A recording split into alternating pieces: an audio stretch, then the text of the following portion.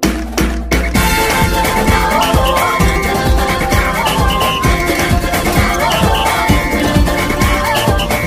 me is not just one but two best players of the game from Pampanga Delta, Sonny Estil and June Roque. But first, on my right side is Sonny Estil with 18 points, 12 rebounds, and 3 assists. A double-double performance from him. So, napakaganda ng laban and nanatili kayong undefeated throughout this tournament.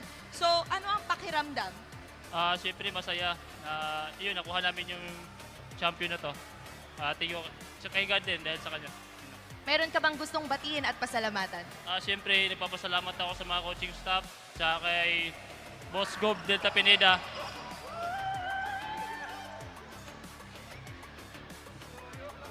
At saka sa asawa ko nanonood at saka sa anak ko at saka kay Boss Martinihe at saka Tita Marichi at saka buong MCE family. Yun lang. At saka sa pamilya ko sa Agusan del Sur, sa Estel family. Yun lang po. Thank you. Thank you so much, Sonny. And now on my left side is June Roque with 18 points, 7 rebounds, and 3 assists. Congratulations, June.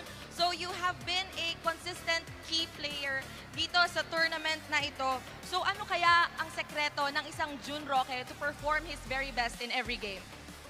Yun nga, lagi kasing maraming nanonood sa akin and yung parents ko, laging ako sinasabihin na mag-focus ako lagi sa game. Kaya ganun yung lumalabas sa game.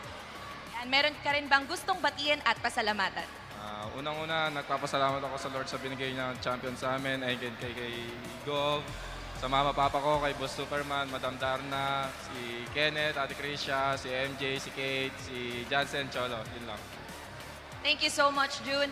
And now, on my right side, once again, is the best coach from Pampanga Delta, Coach Pepe Duyag. So, Coach, ano po ba yung lagi niyong binibilin sa inyong players bago po ang laro para ma-secure po ang panalo? Kami po, isang team din. Kung yung mga players po, isang team din. Kaming mga coaches po, isang team din. So, nagbabatuan po. Tsaka kung ano po yung instruction palagi po ni Gob, yun lang po yung inaano namin sa mga bata. So, medyo slow po kami nung first half, then third quarter, lumayo.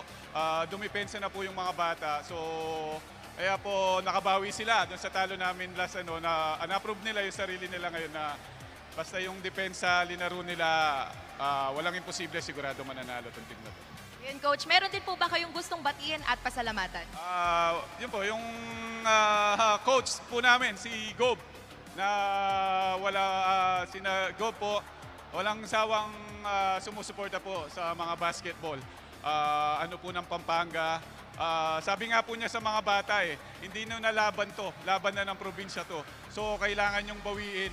So lahat po ng mga Kapampangan na nagdasal at nanood dito sa game na to, maraming salamat po. At thank you din po kina Vice Gov Nanay, kay Ma'am Maylin, sa asawa niya po si Boss Archen, kay Mayora Esme po, kay Mayor Philip po ng Minalin, at saka kay Vice Mayor po ng JBM po ng Lubao.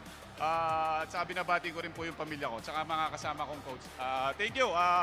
Nagtrabaho yung mga bata, nagtrabaho tayo, binigay sa atin ng taas. Thank you po. Once again, those are our Sinag best players of the game and our best coach. Back to you, Enzo and Coach Pancho. Thank you so much, Dan.